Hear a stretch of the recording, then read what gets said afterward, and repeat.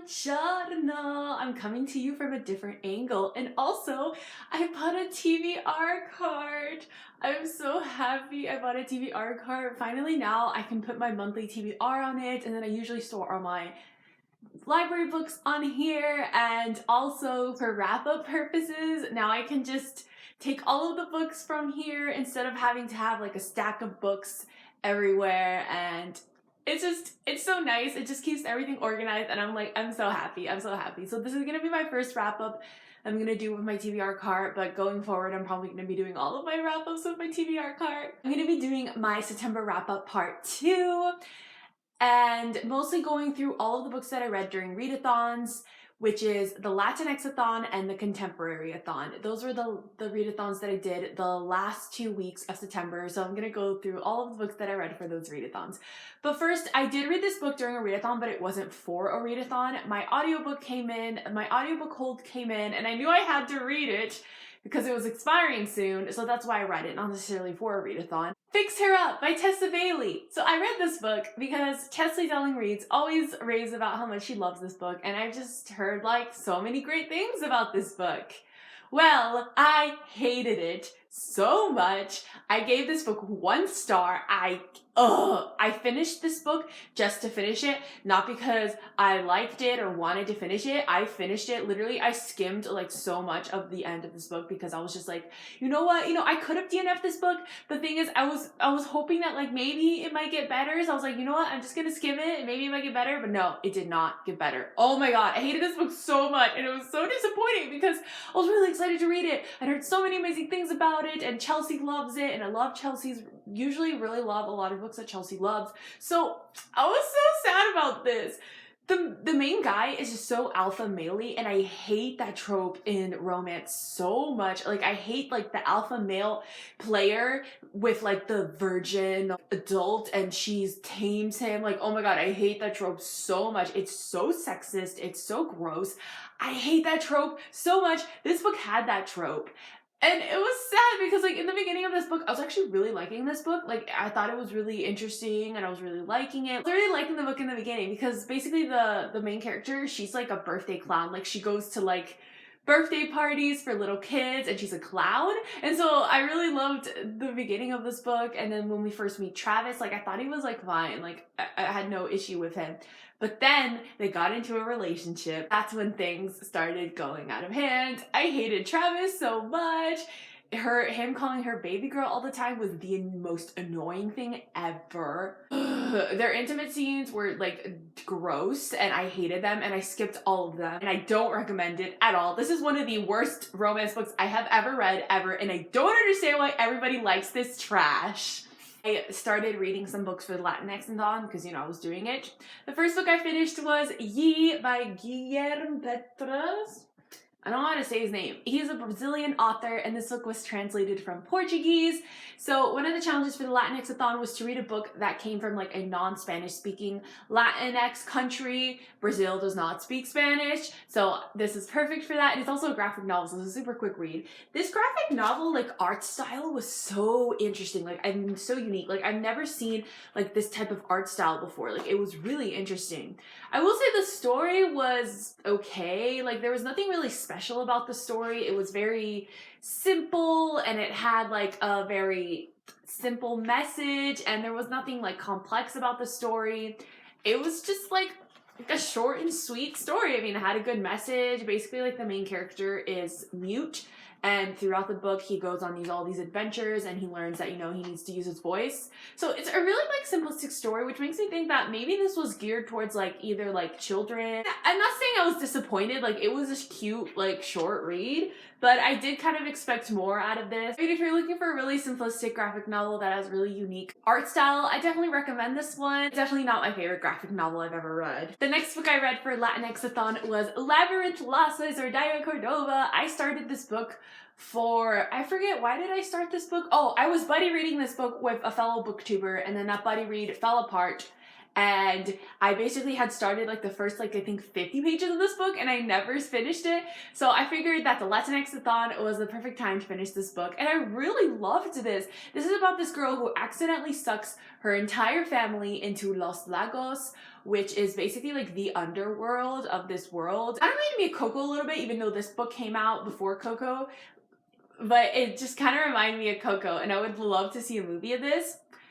I really loved this book. It was really fun and entertaining, and like I wanted to keep reading constantly, but my main issue with this book is the romance, which I've seen a lot of people. I was really excited that this book was touted as like a female-female romance, and a female-female romance between two women of color, and I was like so excited because it's so rare to find a female-female romance with two women of color. It's just oversaturated with white women, which is fine, but like there needs to be more diversity in female-female romances. But anyways, I was so excited for the romance, and it was not even here.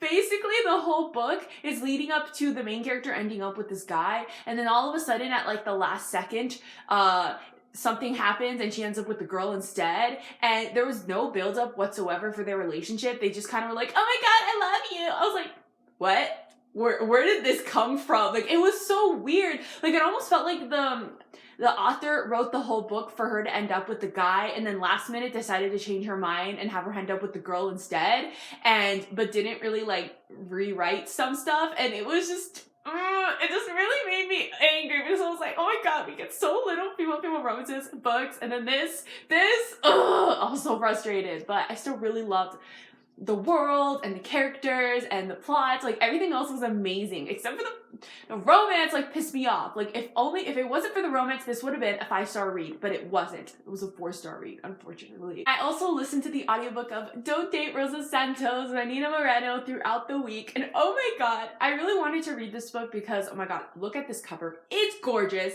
and I just heard so many amazing things about it.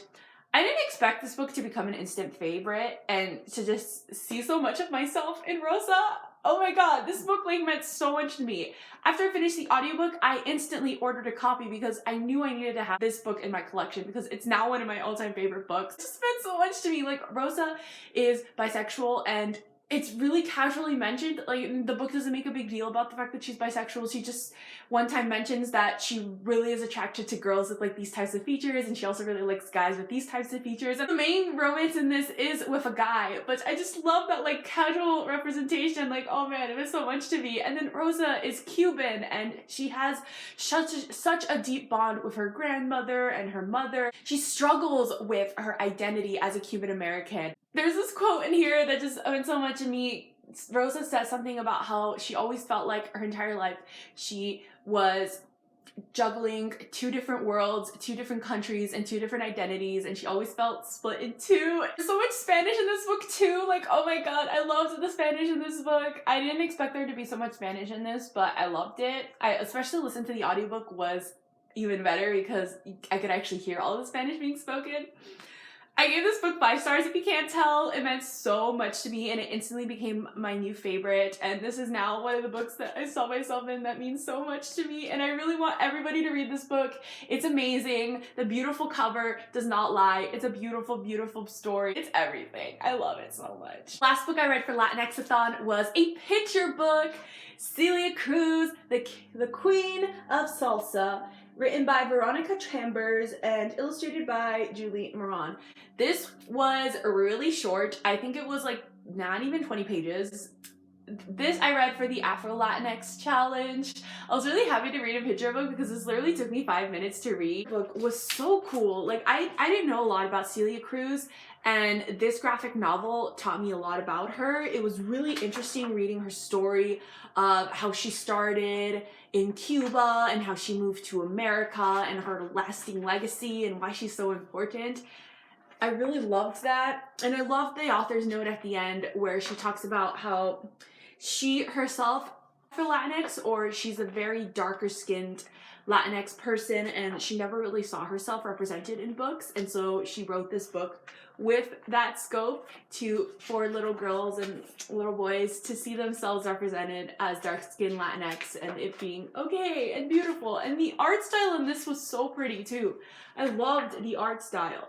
It was just such a sweet story, and I highly recommend it. I mean, even if you don't read picture books, The art alone is just really, really beautiful.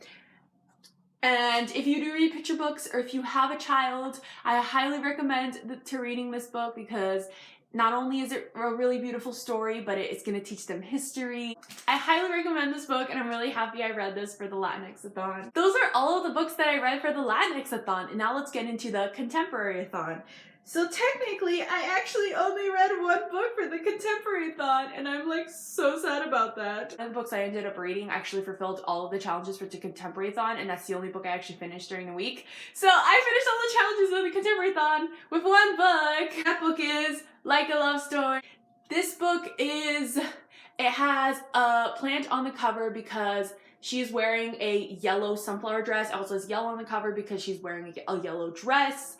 It's an illustrated cover. It's a diverse book.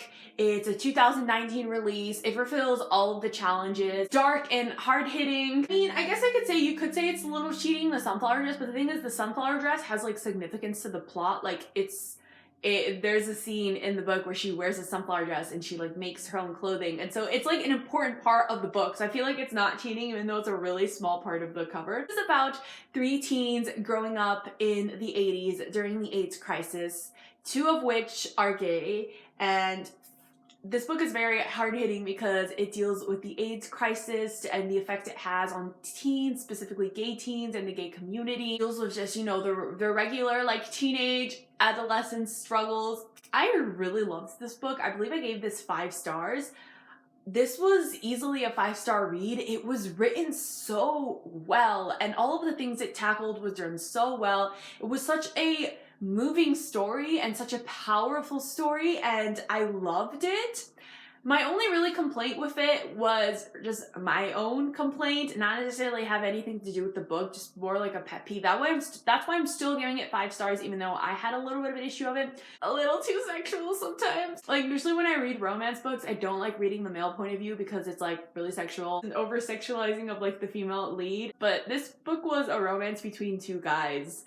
So all of that was in this book, and I couldn't avoid it. It was fine, and I'm glad that explicit gay books like this exist because they're important for teens. But personally for me, I was a little like, I don't like reading this in romance. Know that going in, but it's still a really powerful book, and I still really enjoyed it, and highly recommend. 5 out of 5 stars without a doubt, and I definitely really want to read more from this author. Last but not least, I did start another book during ContemporaryAthon, but I didn't finish it until like the first days of October, but I still want to talk about it. Frankly in Love by David Yoon. I got an arc of this at Y'all West, and I stood in line for an hour, and I did so much to get this arc, and then I didn't read it until after it came out. I think the marketing was really wrong for this book. It was marketed as a fake dating book, which it is a fake dating book, but that's only like 15% of the book. Most of this book is really about Frank Lee's life, dealing with his racist parents, dealing with his identity and senior year, and dealing with all of these different things. It's really not a fake dating story, and it's really not a romance. There is a fake dating story in this, and there is a romance, but that's not what this book is about. The marketing is really gonna leave some people disappointed because people are gonna go in with like, oh my god, it's gonna be a really cute, like fluffy fake dating book. But this is not a cute, fluffy fake date. It's not fluffy at all. This book gets really dark, really sad, and has some really tough stuff in here. Don't go in this book expecting like a really cute, fluffy story because it's not. I really related a lot to Frank. I saw so much of myself in Frank as well, and I really related to him. It was really wonderful seeing that, and I'm actually glad that this wasn't a fluffy fake dating story, and it was more about like identity and race, complicated familial relationships. I really loved that. Now, for some reason, we just don't have chapter titles anymore, but this one had chapter titles, and I really loved that. This is so impressive for a debut novel, like, wow. I believe I gave this 5 out of 5 stars, or was it 4 stars? I don't know, but it was a great book, and I really, really loved it. These are all of the books I read in the latter half of the September. This is probably gonna go up so late, but bear with me, I'm so behind on videos. But anyways, comment down below what you read recently or what you read in September if you remember. What was your favorite book you read in the month? My social media links are all down below, my Twitter, my Instagram, my Goodreads. Arrivederci!